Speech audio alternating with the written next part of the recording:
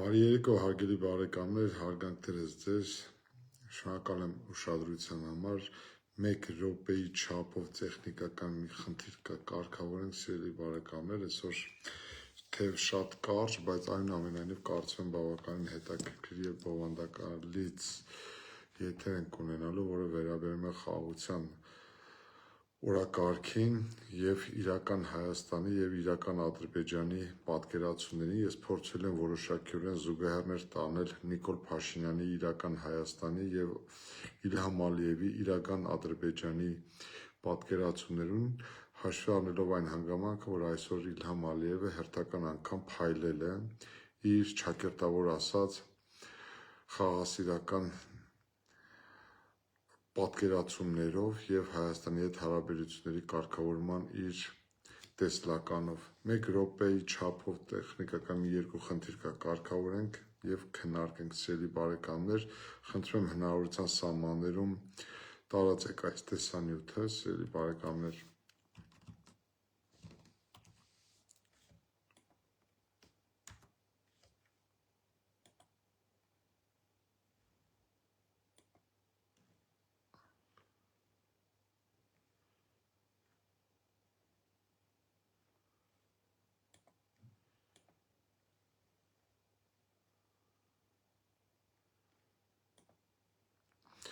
Շատ շնորհակալություն ուշադրության համար, հերթական անգամ սիրելի բարեկամներ, այսօր մեր հանրային կյանք ներխուժեց մի տեղեկատվություն, որը իսկապես կարծում եմ յուրաքանչյուրիս ալեկոծում է, մարդկայնորեն վիրավորում մեզանից յուրաքանչյուրի արժանապատվությունն ու ինքնասիրությունն է, եւ ես պատեհ առիթ եմ համարում այս մասին իմ տեսակետն ու կարծիքը մեկ անգամ եւս բարձրաձայնել եւ կիսվել ձեզ հետ իմ մտորումների, իմ պատկերացումների եւ իմ տագնապները ձեզ ներկայացնել։ Վերջին շրջանում, վերջին 1 տարվա ընթացքում եւ հատկապես օգոստոսի 8-ից հետո Հայաստանի Հանրապետության իշխանությունները առիթը բաց չեն թողնում հաստատապես բնդելու եւ հատկապես դա հնչում է Նիկոլ Փաշինյանի շուրթերից, որ Հայաստանում տարածաշրջանում հաստատվել է խաղաղություն եւ վերջ պատերազմի էջը փակված է եւ օգոստոսի 8-ը բերվում է մի որպես փաստարկ անշրջելի խաղաղության գործընթացի, որ Հայաստանն ու Ադրբեջանը փակել են պատերազմի էջը եւ բացել են խաղաղության դարաշրջանը։ Այսօր անկեղծ ասած լոռու մարզ գնալու ճանապարհին պատահաբար լրահոսն է հետևում, որտեղ ակամայից տեսա, որ մեր լրատվական դաշտը պայթել է Ադրբեջանի նախագահ Իլհամ Ալիևի հերթական ըստ էության մեր նկատմամբ չակերտավոր դրսևորվող խաղաղասիրական հայտարարություններով։ Իսկ ինչ է ասել Ալիևը։ Ալիևը իրենց գիտությունների ազգային ակադեմիայում, չգիտեմ ինչ որ առիթով հանդես գալիս, ընդգծել է տարածորեն հետևյալը, որ ադրբեջանցիները երբեք չեն տառապել անջատողականության հիվանդությամբ, նշում է Ադրբեջանի նախագահը, ընդհակառակը նպաստում են երկրների պետականության զարգացմանը, որտեղ ապրում են։ Եվ տեսեք ինչ է ասում Ադրբեջանի նախագահը. Ղարաբաղի եւ Արևելյան Զանգեզուրի մասին խոսելիս չի կարելի չանդրադառնալ Ադրբեջանի պատմության թեմային։ Ցավոք, տարիներ շարունակ հայկական կողմն ու Սփյուռքը խեղաթյուրել են մեր պատմությունը եւ այդ քարոզությունը շարունակվում է։ Մենք պետք է նրանց հակադրենք մեր գիտական ճշմարտությունը եւ ընդգծում է Ադրբեջանի նախագահը, ադրբեջանցիները պետք է իմանան իրենց հարուստ պատմությունը, իրենց հին պետական ավանդույթները եւ ընդգծում է, որ ադրբեջանցիները երբեք չեն տառապել սեպարատիզմով։ Ես այս մասին կասեմ, թե ինչ նկատի ունի Ադրբեջանի նախագահը ենթադրաբար, բայց այնուամենայնիվ ընդգծում է, ասում է, ուստի Ադրբեջանի վերադարձը իրենց պատմական հողեր, ներկայիս Հայաստան, այդ արևմտյան Ադրբեջան եզրույթը, հիմա տեսեք աստիճանաբար շատ նրբանկատորեն, փորձելով, որ մեզ ավելի շատ չգրգռի, հիմա տեսեք ինչ է ասում, մեր պատմական հողեր, ներկայիս Հայաստան չպետք է վախեցնի հայ ժողովրդին։ Ես ասել եմ, ասում եմ, մենք պետք է այնտեղ վերադառնանք ոչ թե տանկերով, այլ մեքենաներով։ Դրա համար պետք է աշխատեն եւ պետական կառույցները եւ հասարակական կազմակերպությունները։ Եվ ընդգծում է, ասում է, որ տեսեք շատ հետաքրքիր նաեւ սա դրանք է, որ 20-րդ դարասկզբին ռուսական 5 կայսերական քարտեզներում պարզ երևում է, որ ներկայիս Հայաստանի տարածքում գրեթե բոլոր տեղանուններն ադրբեջանական ծագում ունեն։ Սևանա լիճ չկա, կա Գոգչա լիճ, այս քարտեզները մենք չենք պատրաստել, ընդգծում է Ադրբեջանի նախագահը, եւ դրանք պատրաստել է ցարական Ռուսաստանը եւ որը ժամանակին հայերին Իրանից եւ արևելյան Անատոլիայից տեղափոխեց Ղարաբաղ էթնիկ կազմը փոխելու համար։ Կներեք այս մեծամիտ, այս չկայացած հաղթանակած զորավարը մոռանում է տալ այդ հարցի պատասխանը, թե ինչ գործ ունեին հայերը Իրանում եւ ինչ է նշանակում արևելյան Անատոլիա։ Այդ քարտեզները, ասում է, պատմական ճշմարտության արտացոլումն են եւ մենք պետք է դրանք ուսումնասիրենք ու հանրահռչակենք։ Սիրելի բարեկամներ, նախ ասեմ ձեզ, այդ սեպարատիզմի մասով ակնհայտ է Ադրբեջանի նախագահի ակնարկը, նա ինչ է ուզում ասել, նա ուզում է հասկացնել, որ հայերը ենթադրաբար բնակվելով Ադրբեջանի միջազգայինորեն ճանաչված տարածքում կամ 1921 թվականին Արցախի բռնակցումից հետո հաշվի առնելով հայերի էթնիկ կազմը, հայերը տառապել են սեպարատիզմով, ուզեցել են անջատվել Ադրբեջանից, հիմա տեսեք, ադրբեջանցիները նման նկատառումներ չունեն, ադրբեջանցիները որտեղ որ ապրում են, նպաստում են այդ պետությունների կայացմանը, ու հիմա ակնհայտ է այս առումով, որ ինքը կարմիր գիծ է քաշում, այս առումով, որ արցախցիների վերադարձ չի կարող լինել, որտեղ արցախցիները սեպարատիստներ են, հայերը սեպարատիստներ են, արցախցիները եթե վերադառնան կամ Ադրբեջանում երբևէ ապրած 100 հազարավոր հայերը եթե վերադառնան Ադրբեջանի տարածք, ապա նրանք էլի կսկսեն սեպարատիզմով զբաղվել, բայց հա տեսեք հայեր ադրբեջանցիները քանի որտեղ որ ապրում են, իրենք նպաստում են իրենց այդ պետությունների կայացման ու զարգացմանը ոչ թե տանկերով, այլ մեքենաներով են գնալու։ Այդ առաջին հայացքից է թվում, որ այս խաղաղասիրական այսպես ասած ենթատեքստով արված հայտարարությունը այդ մասով իր մեջ ինչ-որ դրական նոտա կարող է ունենալ։ Իրականում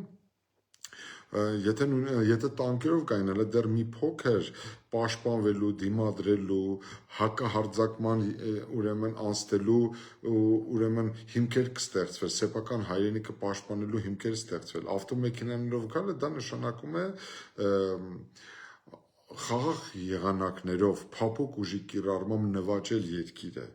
Ալիևի նպատակը հենց դա է, սիրելի բարեկամներ, նվաճել Հայաստանը հնարավոր բոլոր միջոցներով, ենթակառույց կլանել Հայաստանը։ Սա է նրանց ուրեմն առաջիկա 10, 20, 30, 50 տարիների ռազմավարական նպատակը։ Եթե մենք չենք հասկանում այս տարական բացահայտ նպատակը, ուրեմն մենք իսկապես ինքնախապեյության մեջ ենք։ Ցավոք սրտի ես չեմ կարողանում գտնել հակախաղը, տեսնել հակախաղը Ադրբեջանի վարվող քաղաքականությանը եւ ցավոք սրտի իշխանությունները Հայաստանի Հանրապետության խաղաղություն բառը որպես նարկոս կիրառելով մեր ժողովրդի նկատմամբ ամեն ինչ անում են այս փիլիսոփայությամբ վարքագիծ դրսևորելու նպատակը մեկն է,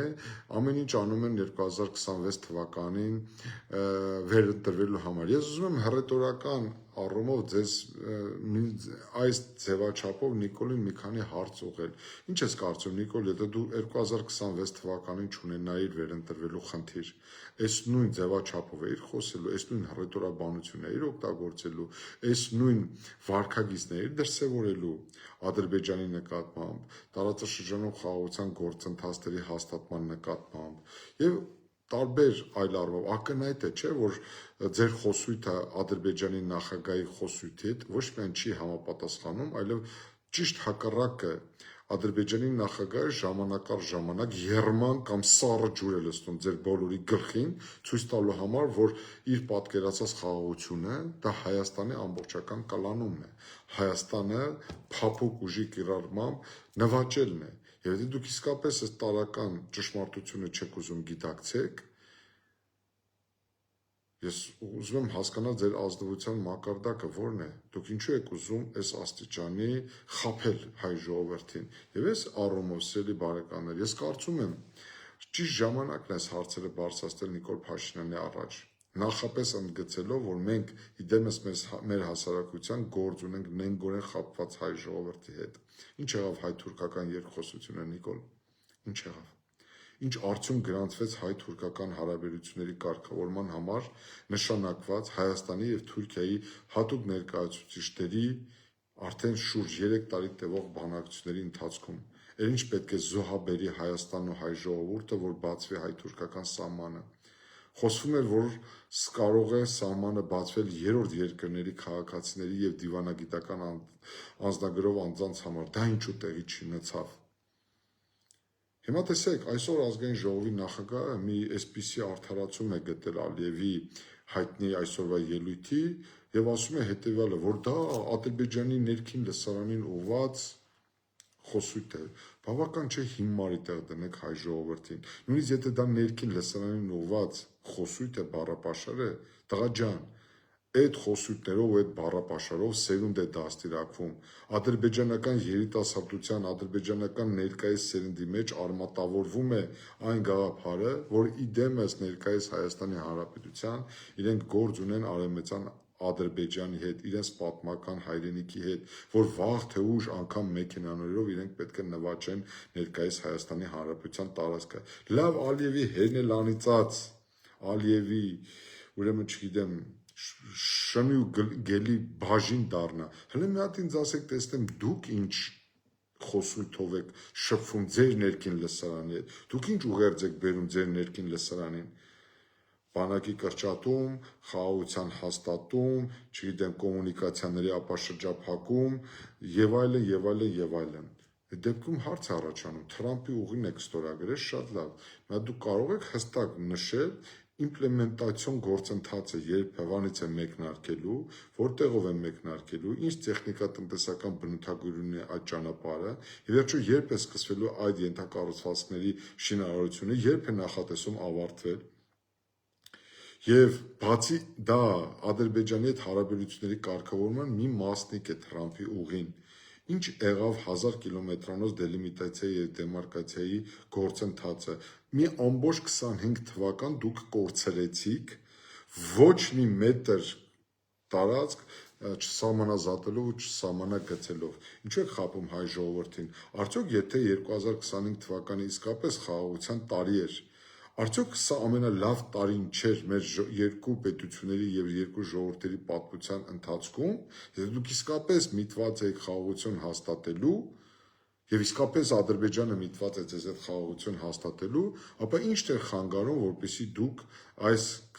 անցնող տարին չօգտագործեցիք դելիմիտացիա եւ դեմարկացիա չիրականացնելու համար։ Հստակ նշեմ, սիրելի բարեկամներ, իմ բոլոր վերլուծությունները բերում են նրան, որ Ալիևը կակտիվանա եւ իր պահանջների հաջորդ տրցակը կներկայացնի Հայաստանին 2026 թվականի խորհրդարանական ընտրություններից հետո։ Ընդ որում ասեմ ձեզ, ես այդտեղ չեմ նախանձում եւ ոչ գործող իշխանությանը եւ հնարավոր հաջորդ իշխանությանը, որովհետեւ ցանկացած պարագայում Ալիևը 2026 թվականից հետո մեր առջև նոր պահանջներ է դնելու։ Հիմա Նիկոլի դեպքում շատ հեշտ է, կարծեք թե, որովհետեւ Նիկոլը որդեգրել է ամեն ինչ զիջելու, ամեն ինչ տալու, ձեռքերը վեր բարձրացնելու քաղաքականություն, որտեղ Նիկոլի պատկերացմամբ խաղաղությունը դա ամեն ինչ տալն է, ամեն ինչ տանք, խաղաղ ապրենք։ Հիմա բայց հաջորդ իշխանությունը, եթե իսկապես 2026 թվականին կստանա ժողովրդի վստահությունը կձևավորի նոր, որակապես նոր իշխանություն, բարդակվի ժամանակներ են սպասում, որովհետև Ալիևը այս դեպքում ընդհանրապես կկոշտացնի իր քաղաքականությունը, հանրությանը միջազգային ցույց կտա, որ տեսեք, Նիկոլ Փաշինյանը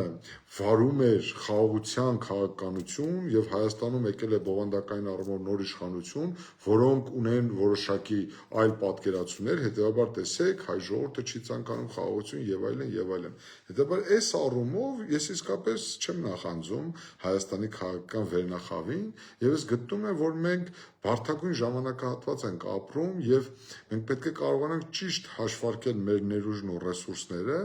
եւ ճիշտ հաշվարկել նաեւ թշնամու քայլերն ու հնարավոր բոլոր նախաձեռնությունները, այդ թվում նաեւ սադրանք, այդնվում նաեւ իրենց արժեվ դրված խնդիրները ուժային միջոցով լուծելու իրենց հնարավորությունը, որովհետև Ալիևը վերջի 4-5 տարիների ընթացքում բազմաթիվ անգամներ խոստովանել է, որ մեր ռեգիոնում եւ աշխարհում ուժի գործոնը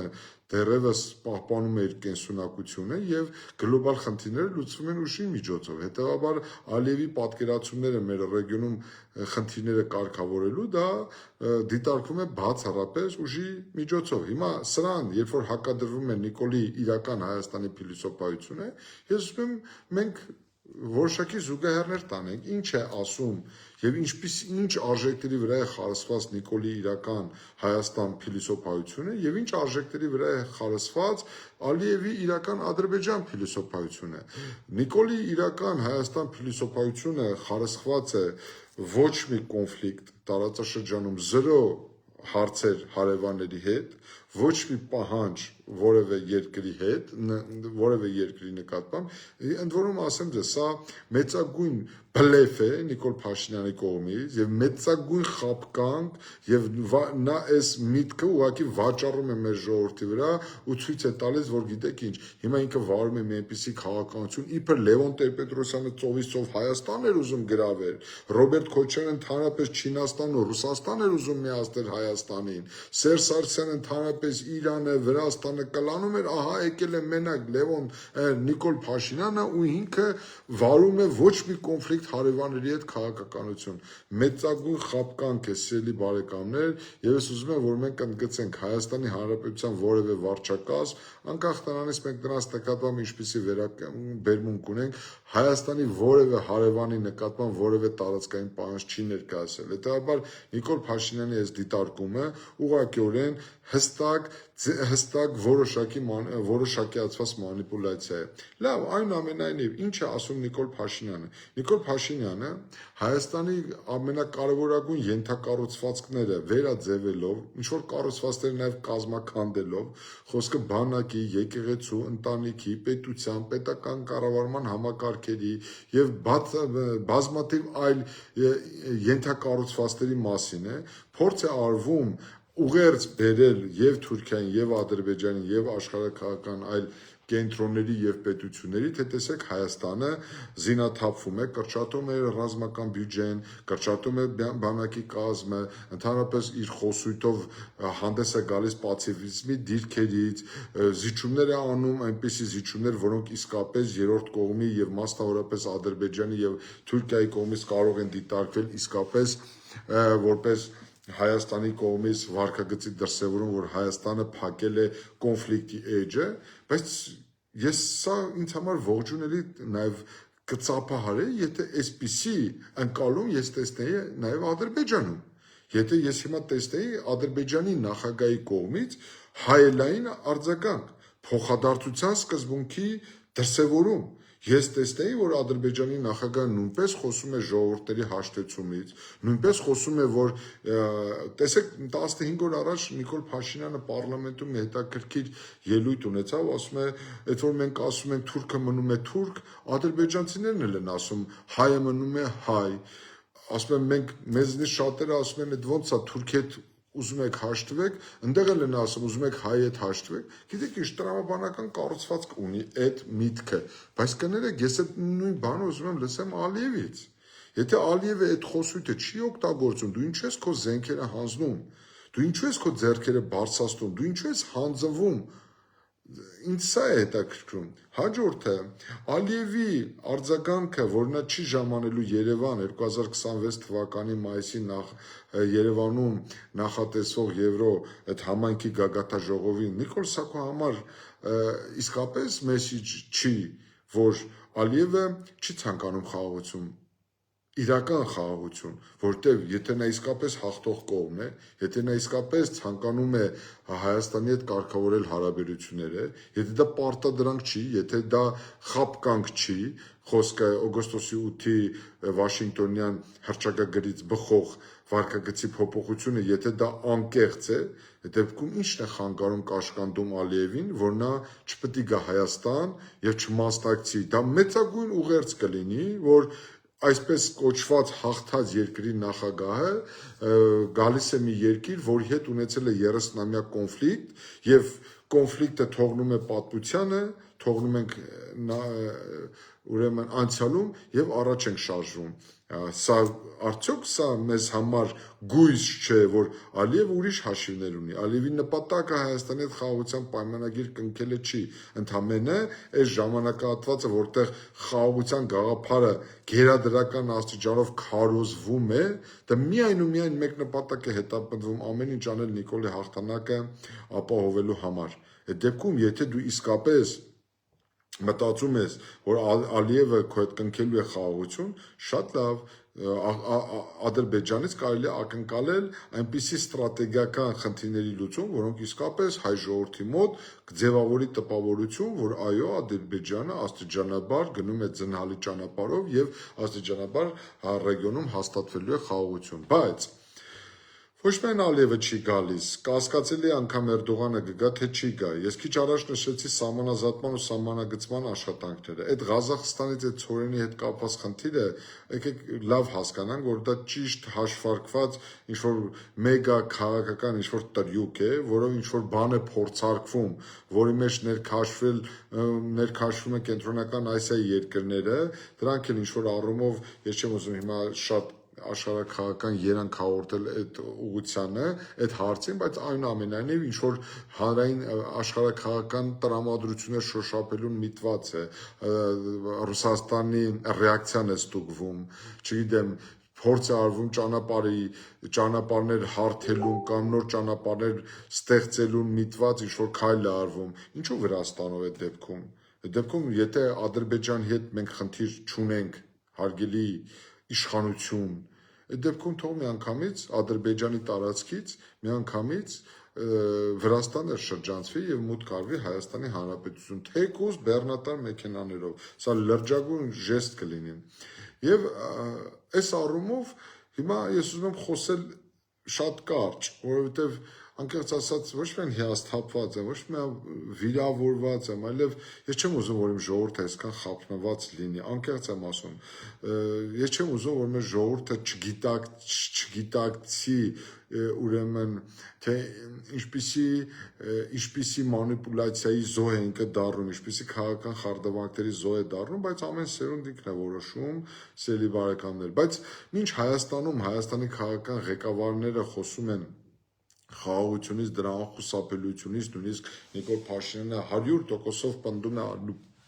որ տարածաշրջանում հաստատվել է խաղաղություն, Ադրբեջանում ավարտին են մոտեցնում ռազմագերիների, պատանդների կամ անազատության մեջ պահվողների, ինչպես ուզում եք ասեք, ուրեմն այդ կեղծ դատավարությունները եւ Ալիևը պատրաստվում է Արցախի Հանրապետության ռազմաքաղաքական ղեկավարությանը ցմահ ազատազրկել։ Թողենք, որ այդ մարդկանցից ով ինչ հետագիծ ունի, անկեղծ ասած այդ մարդկանցից շատ-շատերի համար իմ ուշքի չի գնացել, չի գնում, չի էլ գնալու Արցախի կործանման համար նրանցից ոմանց մեղքն ու ուրեմն սխալը հավասարազոր է շատ-շատերի սխալների հետ։ Ես այդտեղ ուզում եմ Ադրբեջանի քաղաքական վերնախավի վարքագծին դուք գնահատական տակ, սիրելի ժողովուրդ, խաղաղության գնացող Ալիևը մի 20 հոգանոց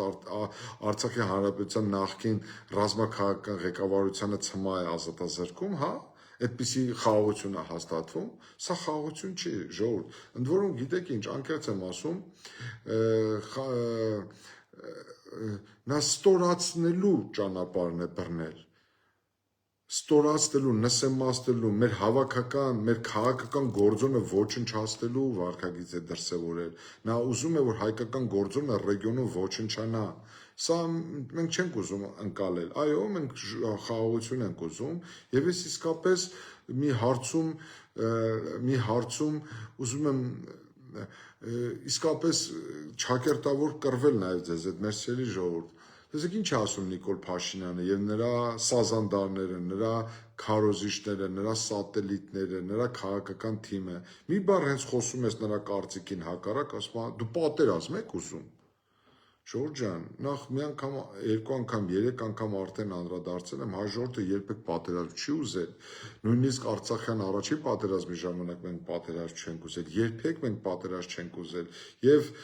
կարծում եմ մեր պատմությունը մեր հուշում է, որ մենք միշտ խաղաղասիրական նպատակներ ենք ունեցել։ Այո, մենք պատերազմ չենք ուզում, սիրելի բարեկամներ, բայց մենք նաև պարտություն էլ չենք ուզում։ Մենք ստորացում էլ չենք ուզում, մենք նսեմացում էլ չենք ուզում։ Մեր ազգային արժանապատվությունը ոտնահարել էլ չենք ցանկանում։ Ես օրինակ չեմ պատկերացնում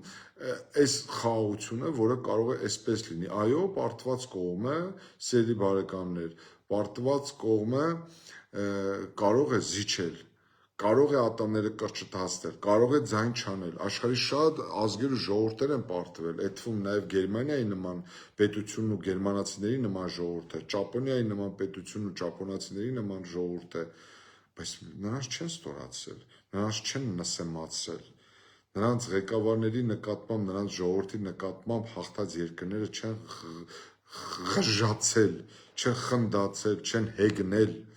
Ալիևը մեր նկատմամբ հենց այդ քաղաքականությունն է վարվում։ Հայաստանում այդ խոսույթը, այդ վարքագիծը արդարացվում է նրանում, որ բա լավ էր, որ մենք 30 տարի նրանց էինք ճնշում, բա լավ էր, որ մենք ասում ենք գնալու ենք Բաքու թե խմելու։ Գիտեք ինչ, դա ավելի վատ է, որ եթե Ալիևը նույն խոսույթն է ընդունում, ուրեմն նա տեսնում է դրա խորքային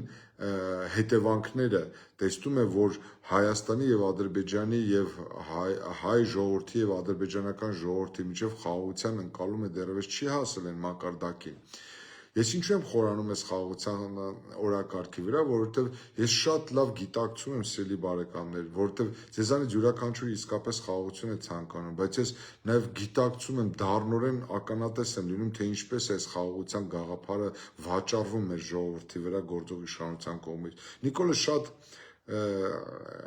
իմաստուն է, նա այդ գիտելիքներին եւ տիրապետում է եւ տեղեկատվությանն է տիրապետում, նա շատ լավ հասկանում է, որ Ալիևը իր հետ խաղաղության պայմանագիր այս կներեք բառես համար այս պարամետրերով եւ այս համատեքստում չի կնքելու։ Ալիևը փորձելու է կլանել եւ առավելագույնը կորզել իրենից, բայց ինքը գիտակցելով հանդերձ անընդհատ մեր մեջ ներշնչում է, որ խաղաղությունը հաստատված է, խաղաղությունը հաստատված չի։ Լավ, դիցուք Նիկոլ խաղաղությունը, տա Աստված որ հաստատվի, անկեղծ եմ ասում, ես չեմ չարախնդում եւ իսկապես եւ ցանկանում եմ, որ Հայաստանի եւ Ադրբեջանի միջեւ իսկապես խաղաղություն հաստատվի, բայց եթե 2026 թվականից հետո խաղաղություն չհաստատվի, ինչ ենք անելու, ինչպես ես արդարացնելու։ Մի առիթով ես այդ հարցը բարձրացրել էի, երբ Նիկոլը ընդունում էր իր սխալը, որ ինքը 2020 թվականի պատերազմից առաջ չի անկեղծացել եւ հայ ժողովրդին չի բացել Սերժից ստացած ժառանգությունը, ես ասենց հռետորական հարցադրում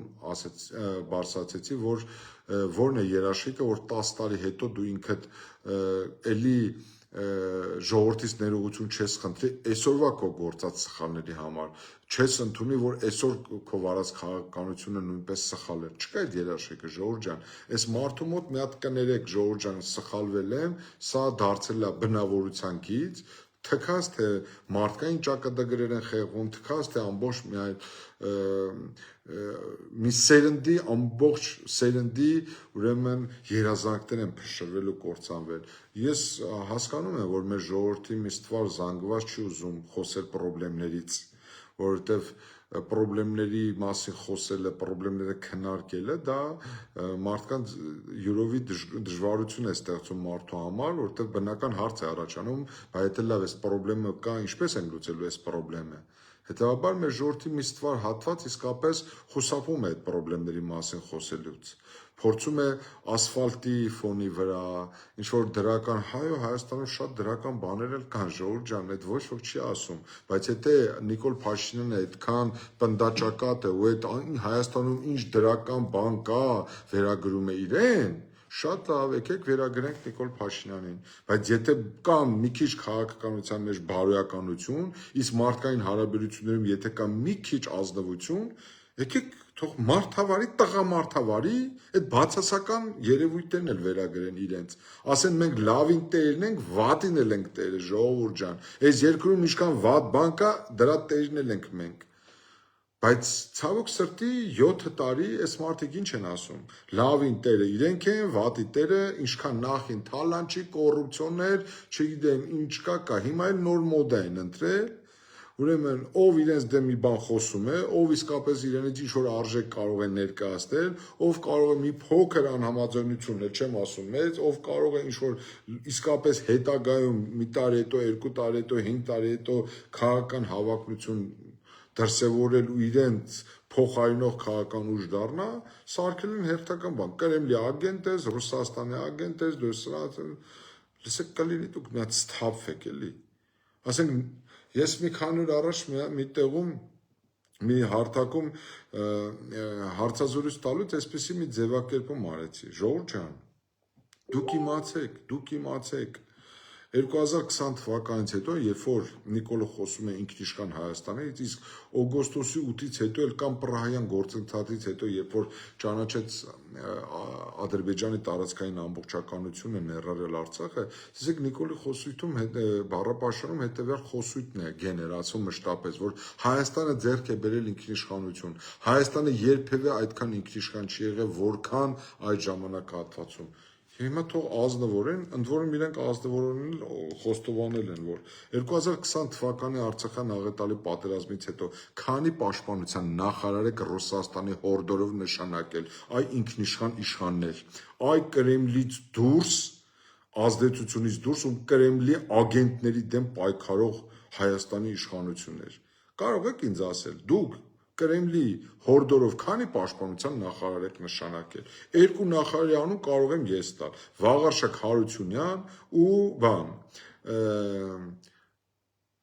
Արշակ Կարապետյան։ Դուք ինքներդ եք խոստովանել, որ նրանց հորդորով եք նշանակել այդ մարդկանց որպես պաշտպանության նախարար։ Հիմա եկել եք ինչ եք ասում։ Բոլոր այդ հնարավոր ուրեմն մարդկանց անվանում եք,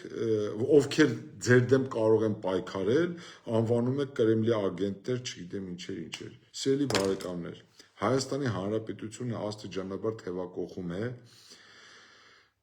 խորհրդարանական ընտրությունների նախընտրական քարոզչության կամ նախընտրական գործընթացների փուլ։ Իհարկե, այս ընթացքում բազմաթիվ քաղաքական ուժեր, անհատներ կակտիվանան, իրենց տեսլականը կներկայացնեն, իրենց պատկերացումները կներկայացնեն, բայց իմ պատկերացումները վերջի 2 տարիների ընթացքում չի փոխվել եւ ես կրկին անգամ վերահաստատում եմ, Հայաստանին որակապես նոր իշխանություն է անհրաժեշտ։ Հայաստանին որակապես նոր ընդդիմություն է անհրաժեշտ։ Հայաստանում պետք է փոխվի քաղաքական պայքարի տրամաբանությունը։ Հայաստանում պետք է իշխանության կան ստեղծող, արտադրող, բարիք ստեղծած ու ստեղծող մարդիկ։ Հայաստանում կան այդպիսի ներուժ ունեցող մարդիկ։ Հայաստանում առաջիկա օրերին ավելի կոնկրետ խոսեմ այդ մասին, բայց Հայաստանում հնարավորություն է ստեղծվել բեկում իրականացնել եւ փոխել մեր զարգացման հունը։ Ես Հայաստանը տեսնում եմ հաբ երկիր։ Իսկ դա նշանակում է, որ Հայաստանի շուրջը պետք է կառուցել եւ իմի բերել հայ ժողովրդի ներուժը։ Ես տեսնում եմ աշխարհում մեկ սփռված հազարավոր հայերի, մեծագույն ավանդ ունեցած հայերի, մեծագույն բարիքներ ստեղծած հայերի, որոնք կարող են Հայաստանում շրջադարձային փոփոխություններ իրականացնել։ Սամվել Կարապետյանի մասին ինձ բազմաթիվ անգամներ հարցեր են տալիս, բայց ես երբ Սամվել Կարապետյանին հենց կալանավորեցին, ես ոչ պատկերացում եմ ունեցել, որ Սամվել Կարապետյանը կարող է քաղաքական հավակնություններ ունենալ, կարող է, չգիտեմ, ինչ-որ քաղաքական հետագիծ սկսել, ես հենց առաջին մարդկանցից մեկն եմ եղել, ով շատ արագ, շատ կնտրուկ, շատ որոշակի արձագանքել եմ այդ իրավական անգրագիտությանը եւ հստակ ընդգծել եմ, որ Սամվել Կարապետյանի նկատմամբ իրականացվողը քաղաքական վենդետա է, ուրեմն եւ միտված է նրան որպես պատանդ պահել։ Բայց կուզենայի, որ Սամվել Կարապետյանի մասով մենք լրիվ այլ դիտանկյունից մոտիկանանք։ Սիրելի բարեկամներ, ընդհանրապես հայ ժողովրդի պատմությունը մեզ ինչ է բերել, ուսուցանել, մենք ինչ դասեր ենք քաղել մեր պատմությունից, մենք հերոսին չենք սիրում, գործարանին չենք սիրում, հաջողակ մարդուն չենք սիրում, հարուստ մարդուն չենք սիրում, ստեղծագործ, կարողունակ մարդկանց չենք սիրում։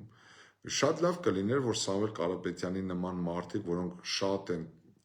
աշխարհով մեկ սփռված, կարողանանք նրանց ռեսուրսները տեղայնացնել Հայաստանում։ Եվ ես վստահեցնում եմ ձեզ, Հայաստանը կծաղկի 5 տարի, 10 տարի, 15 տարի, 20 տարի հետո։ Կարողունակ ներուժ ունեցող մարդկանց, անկախ նրանց քաղաքական հետագծից, անկախ նրանց քաղաքական կողմնորոշումներից, անկախ նրանց քաղաքական ճաշակից, նորից եմ կրկնում, եթե շատ պարզ ու պատկերավոր ասեմ, շատ պրիմիտիվ ասեմ, որքան շատ լինեն հարուստները, այնքան շատ կլինեն, քիչ կլինեն աղքատները։ Մեզ պետքա փոխել մեր զարգացման հունը։ Հայաստանում ապրող մեր քաղաքացիների պատկերացումներն է պետք փոխվել։ Այս առաջիկա օրերի ընթացքում անկեղծ եմ ասում, ես շատ կարևոր ուրեմն ուղերձով եմ հանդես գալու, ինչ է նշանակում մարդուն խոսելու համար կալանավորել։ Դու այդ բանը, այս պետության սահմանադրության վրա թքած ունես, այս օրենքների վրա թքած ունես, այս օրենսդրության վրա թքած ունես, այդ բիրդան աղա ես դարձել, որոշում ես ով պետք է նստի, ով պետք է դատվի, ով պետք է դատապարտվի, ով է մեղավոր, ով է անմեղ, չի կարելի, մեզ ազգային վերնախավ է պետք, մեզ մտավորական վերնախավ է պետք, մեզ քաղաքական վերնախավ է պետք, ուզում եք իմանալ, մեզ ազգային բուրժուա է պետք, մեր ժողովուրդը, գիտեք ինչ, երբեմն փոքրիկ երեխայի է նմանվում եւ ընդհանրապես ոչ միայն մեր ժողովուրդը, աշխարհի բոլոր ժողովուրդները կարծեք փոքրիկ երեխաներ լինեն ու երբեմն ինձ թվում է, որ նրանց ձեռքը պետք է բռնել ու անցնել փողոցը, որովհետեւ գիտեք ինչ, ժողովուրդներն են որոշում քաղաքական առաջնորդների ճակատագիրը շատ դեպքերում, բայց ես ձեզ հավաստիացնում եմ, քաղաքական առաջնորդները վերնախավ այդ վերնատան ներկայացուցիչները երբեմն ավելի ճակատագրական ազդեցություն են ունենում իրենց ժողովրդի ճակատագրի կերտման գործում։ Եվ մի բան էլ ասեմ ձեզ, այդ առաջիկա օրերի ընթացքում ես այդ ուղերձի մասով ուղղակի ցանկանում եմ ընդգծել, սիրելի բարեկամներ, եթե մենք իսկապես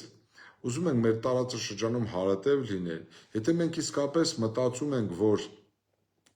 Նիկոլից հետո կյանք կա, ես ես վստահ եմ, որ Նիկոլից հետո Հայաստանում կյանք կա, ես ես վստահ եմ, որ Նիկոլից հետո լինելու է ամենալավ Հայաստանը, Նիկոլից հետո լինելու է ամենախաղաղ Հայաստանը, որովհետև չի կարող մարդ խաղաղություն հաստատի, եթե նրա քաղաքական հետագիծը ամբողջությամբ պատված է պարտությամբ, չի կարող, ես չեմ ուզում ստեղ Նիկոլին մեղադրեմ, անկեղծ եմ ասում, բայց մարդու քաղաքական հետագիծը ամբողջացվում է մի ամբողջ սերնդի երազանքների փշրներով, լավ է, վատ է, ճիշտ է, սխալ է, ընդ որում Նիկոլը շատ լավ գիտակցում է, թե իր կառավարման օրոք ինչ է տեղի ունեցել հայ ժողովրդի հետ։ Հիմա գիտեք ինչ, թող մեղադրի Ռոբերտ Քոչարյանին, թող մեղադրի Սերժ Սարգսյանին, ասում է Սերժ Սարգսյանը անուսավորում էր պատերազմը, շատ լավ անուսավորում էր, այդ շանտաղեն ինչպես դուք եք ասում, կամ ինչպես հայ ժողովրդի մեծ մասն է ասում, այդ շանտ տղեն անուսավորում էր պատերազմը։ Այնգեր դու ինչ ես արել մինչև 20 թվական այդ պատերազմը կանխելու համար։ Ինչ ես արել։ Դու երբ պետք է հաշվի տաս մեր ժողովրդին, թե դու ինչ ես արել այդ պատերազմը կանխելու համար, կամ այդ պատերազմում չպարտվելու համար։ Դուրս գայ ժողովրդին ասել ժողովուրդ ջան, մեզ պատերազմ են ժառանգել սրանք։ Փոխանակետ ասած հենց ասես ես եմ զրոյական կետից եմ սկսում Ղարաբաղը Հայաստանի ու վեր ծովիցով Հայաստանի մասին էի խոսում մի հատ բացեք սերի ժողովուրդ 20 թվականի օգոստոսի 10-ին արտաքին գործերի նախարարության հայտարարությունը նայեք Սևրի պայմանագրի 100-ամյակի կապակցությամբ քիչ էր մնացել Նիկոլե Էրդողանի բեղերը թրաշեր իսկապես եմ ասում այդ հիմա եք դարձել բան դες խաղաղասեր, այդ հիմա եք խոսում խաղաղության օրակարգից, ես չեմ հասկանում, Նիկոլ, այդ խաղաղության օրակարգը կամ իրական Հայաստանի փիլիսոփայությունը ներսում առյուծ, դրսում կուրկուրի ձակ լինելն է։ Ադրբեջանի հետ հարաբերություններում, ասենք, չգիտեմ, ոնց հանդես գալն է։ Ես ուզում այդ հասկանամ, էլի Ադրբեջանի նախագահային համարժեք պատասխան պետք է տրվի, թե ոչ։ Այդ ոնց է ստացվում, որ ադրբեջանցիները խաղաղ կարան մեքենաներով գան իրենց պատմական հայրենիք, արցախցիները չեն կարող վերադառնալ Արցախ։ Դու ռիսկ, եթե չես անում, եթե դու ռիսկ չես անում, խոսես արցախցիների վերադարձից։ Դու ինչ խաղաղության օրակարգի մասին ես խոսում։ Եթե խաղաղություն է, խնդիր չկա, ողջունում եմ, ես անձամբ ողջունում եմ։ Խաղաղության Ադրբեջանի հետ խաղաղություն պետք է հաստատվի։ Սիրելի ժողովուրդ, Հայաստանի ցանկացած հաջորդ իշխանություն ավելի խաղաղասեր պետք է լինի։ Այդ մեծագույն միֆ է Նիկոլ Փաշինյանի, որ փորձում է ամբողջ աշխարհում գեներացնել այն միտքը, որ եթե ինքը չլինի տարածաշրջանում խաղաղություն չի հաստատվի, Հայաստանում կգան ռևանշիստական ուժեր եւ խաղաղության գործընթացը կտապալվի։ Ճիշտ հակառակը, սիրելի բարեկամներ, միջազգային հանրության հետ, աշխարհաքաղաքական բոլոր կենտրոնների հետ պետք է աշխատել այս ուղղությամբ, հասկացնել հետեւյալը, որ Նիկոլին հաջորդող իշխանությունը նույնպես հանդես է գալու խաղաղության դիրքերից Ադրբեջանի հետ հարաբերությունները կարգավորելու։ Մենք այլընտրանք էլ չունենք, սիրելի ժողովուրդ։ Մենք եւս մեկ պատերազմ իրականացնելու, վարելու ռեսուրս չունենք, առավել եւս ցանկություն չունենք։ Բայց մենք պետք է հասկանանք հետեւյալը, բայց նաեւ ոչ մի բան այլևս իջելու էլ չունենք։ Այս առումով, սիրելի բարեկամներ, ինչ եմ ես ակնկալում մեր ժողովրդից։ Եթե Նիկոլ Փաշինյանը իսկապես խոսում է 2026 թվականի ընտրությունների մասին, ստեղծեք խաղի արդար կանոններ, արդար մրցակցային պայմաններ։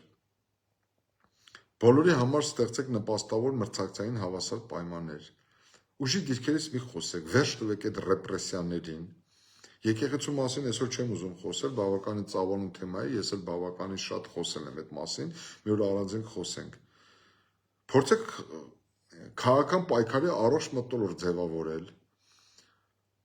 Փորձեք իսկապես քաղաքական օրակարգը կառուցել այնպես, իրական օրակարգը կառուցել։ Ժողովուրդ ջան, ձեզ խաբում են, որովհետև Հայաստանի հնարավորությունները խաղաղություն հաստատելու ամենափոքրն է տարածաշրջանում։ Ես իսկապես կծափահարեի, որ Հայաստանը իսկապես ունենար նման կարողություն ռեգիոնում խաղաղություն հաստատելու։ Բայց ցավոք սրտի խաղաղություն հաստատելու առումով Հայաստանի հնարավորությունները բավական նվազ են, առավել եւս որ երկրի պարտված ղեկավարը չի կարող խաղաղություն հաստատել։ Այսինքն մենք այս խաղաղության օբյեկտ ենք, սպառման օբյեկտ ենք, մենք իրացնող չենք, մենք չգիտենք, մենք հենց Ալիևի հիմնական նպատակը նա է, որ մեզ ոչնչացնի որպես գործոնի։ Ուստի հաշվի առնելով այս հանգամանքները, այսօրվա Ալիևի այս հերթական բարբաջանքը ուզում եմ, որ հույս ունեմ, որ շատերի աչքերը կբացի, շատերը իսկապես կհասկանան, որ Ալիև ուրիշ բան է խոսում, Նիկոլ ուրիշ բան է խոսում, Ալիևը այլ խաղաղության մասին է խոսում, Նիկոլը այլ խաղաղության մասին է խոսում, Նիկոլը խոսում է իր պատկերացած խաղաղության մասին, որը կարող է նաև որոշակի սեգմենտի մոտ ականջահաճո լինի, դե ասեն արա դες խեղճ տղեն ինչ անի, դա եղավ, ինչ անի, ինչ կարանի, էս կարանի, բայց մենք պետք է հասկանանք հետեւյալը, որ մենք իդեմս Ադրբեջանի գործ ունենք մի պետության հետ, որը իսկապես արբեցած է մեզ ոչնչացնելու մաղձով եւ ամեն ինչ անում է իր նպատակներին հասնելու համար։ Ուստի սիրելի բարեկամներ, ամբողջացնելով այսօրվա եթերը, առաջիկա օրերի ընթացքում ես շատ կարևոր զրույց կունենամ ձեզ հետ, որը վերաբերելու է մեր ազգային բուրժուազիային, որը վերաբերելու է առաջիկա խորհրդարանական ընտրություններում ազգային առաջնորդի հանգամանքին, Հայաստանում քաղաքական վերափոխումներին, որը վերաբերելու է ընդհանուր առմամբ միավորման գաղափարին, որը վերաբերելու է ընդհանուր առմամբ հաղթելու վճռականությանը, Նիկոլից հետո Հայաստանի գաղափարին է իմ խոսքը լինելու, իմ խնդրանքը հետևյալն է, հնարավորության սահմաններում տարածեք այս տեսանյութը, եւս մեկ անգամ ինքներդ յուրաքանչյուրը ձեր մեջ վերլուծեք, թե ինչ է տեղի ունենում մեր տարածաշրջանում եւ ժամանակն է սթափվելու Նիկոլի խաղաղություն բառի օգտագործումից նարկոզի տակ հայտնվելուց այդ նարկոզից դուրս գալու ժամանակն է։ Լավ եղեք, սիրելի բարեկամներ, խոնարհում ես Հայաստանի ու մեր հայրենիքի համար իրենց կյանքը զոհած բոլոր հայրենիների լուսավոր հիշատակի առաջ, ինչպես նաև փառք ու պատիվ այս պահին Հայաստանի Հանրապետության պետական սահմանները հսկող մեր բոլոր զինծառայողներին, մեր բոլոր զինվորներին։ Հարգանք տերես ձեզ, խնդրանքս մեկ անգամ եւս տարածեք այս տեսանյութը, լավ մնացեք, բարին ձեզ սիրելի բարեկամներ ջան, բարի գիշեր, միշտ որ հանդիպում։